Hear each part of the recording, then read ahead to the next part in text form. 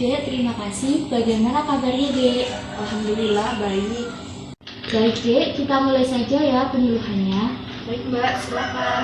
Perkenalkan, nama saya Lutfi Nindya Prastiwi, mahasiswa Prodi D3 Keperawatan semester 3 dari Poltekkes Kemenkes Yogyakarta. Pada kesempatan kali ini, saya akan memberikan penyuluhan tentang penata laksanaan penyakit tifus. Materi yang akan saya bacakan nantinya meliputi pengertian, tanda dan gejala, penyebab, pencegahan, cara perawatan, dan cara pengobatannya, Dek. Waktu yang akan diperlukan itu sekitar 30 menit, dari jam 9 sampai 9.30. Baiklah, Dek, yang pertama mulai dari pengertiannya dulu ya. Tifus atau demam tifoid adalah penyakit yang disebabkan oleh infeksi bakteri Salmonella typhi. Tifus dapat menular dengan cepat, umumnya melalui konsumsi makanan atau minuman yang sudah terkontaminasi tinja yang mengandung bakteri Salmonella typhi. Kemudian, gejala dan tanda penyebab tifus itu ada banyak ya, Dek. Yang pertama, itu ada demam yang meningkat secara bertahap, berkeringat, batuk kering, penurunan berat badan, sakit perut, kehilangan nafsu makan, dan muncul ruam pada kulit berupa bintik-bintik kecil berwarna merah muda. Selanjutnya ada penyebab penyakit tifus, itu ada 4. Yang pertama, suka jajan sembarangan, tidak menjaga kebersihan makanan, mengonsumsi air minum yang kotor, dan yang terakhir menggunakan toilet yang kotor. Kemudian ada pencegahan penyakit tifus. Yang pertama, dengan menjaga kebersihan, yaitu rutin mencuci tangan sebelum melakukan aktivitas. Yang kedua, ada vaksin tifoid. Vaksin diberikan pada anak-anak berusia di atas 2 tahun, serta orang dewasa, dengan dosis pemberian sebanyak 1 kali suntikan setiap 3 tahun. Kemudian yang ketiga, mengonsumsi makanan dan minuman yang matang. Dan yang keempat, menyediakan air minum yang memenuhi syarat seperti tidak berasa, tidak berbau, tidak berwarna, dan tidak mengandung mikroorganisme yang lain. Yang selanjutnya ada perawatan penyakit tifus.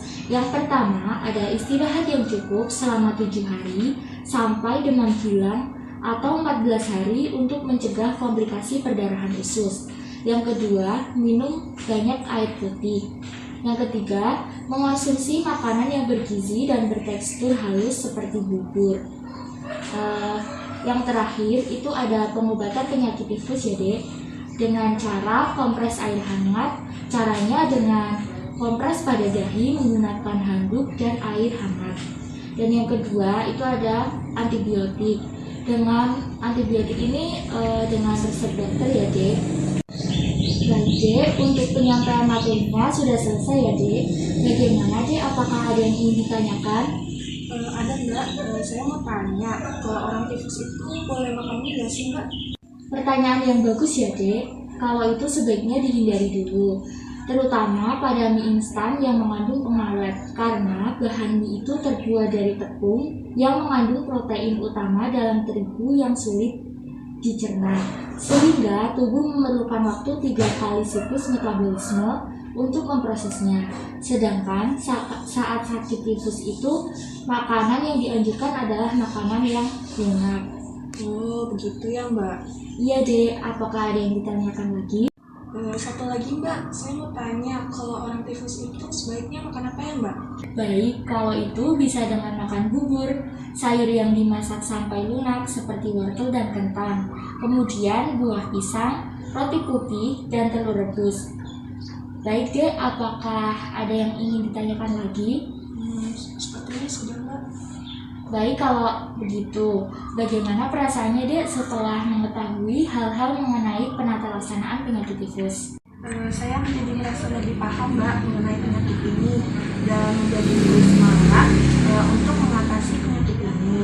Kemudian banyak sekali hal-hal yang belum saya ketahui tentang penyakit ini, sehingga saya tidak merasa takut dan khawatir lagi sekarang. Baik, alhamdulillah kalau begitu ya, Dek. Bagaimana, Dek? Apakah ada gambaran tentang penata laksanaan penyakit tifus ini, Dek? Ada Mbak, ada sedikit gambaran. Baik, Dek. Izinkan saya menanyakan beberapa hal tentang materi tadi. Yang pertama, bisa jelaskan deh apa pengertian tifus itu?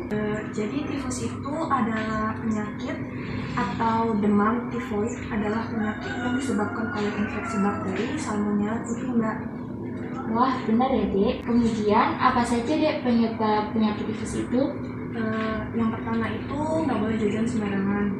Kemudian tidak menjaga kebersihan makanan, ada mengonsumsi air minum yang kotor, dan yang terakhir menggunakan toilet yang kotor. Seperti itu, Mbak. Baik, betul sekali ya, Dek. Kemudian yang terakhir itu cara pengobatan tifus sendiri itu gimana, Dek? Menggunakan kompres hangat dan menggunakan antibiotik yang diresepkan oleh dokter ya, Mbak. Wah, betul sekali ya, Dek. Berarti memang Ade sudah benar-benar paham tentang penata laksanaan penyakit tifus ini. Sekarang, izinkan saya merangkum materi yang telah saya sampaikan tadi ya, Dek. Jadi, tifus atau demam tifoid adalah penyakit yang disebabkan oleh infeksi bakteri Salmonella typhi. Untuk orang yang sakit tifus itu sebaiknya menghindari makan mie ya, Dek. Karena bahan mie itu terbuat dari tepung yang mengandung protein utama dalam terigu yang sulit dicerna. Sehingga tubuh memerlukan waktu 3 kali siklus metabolisme untuk memprosesnya. Sedangkan saat sakit tifus, makanan yang dianjurkan adalah makanan yang lunak. Contohnya itu bubur, sayuran yang dimasak sampai lunak seperti wortel dan kentang, kemudian buah pisang, roti putih, dan telur rebus. Seperti itu ya, Dek, kesimpulannya.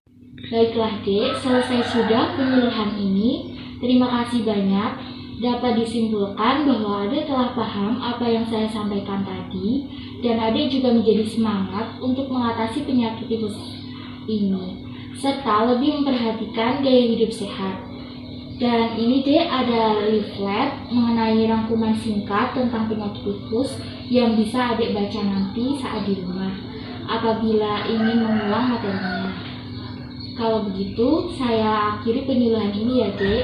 Mohon maaf apabila ada ketidaknyamanan dan kesalahan yang saya lakukan saat tadi saya menyampaikan materi.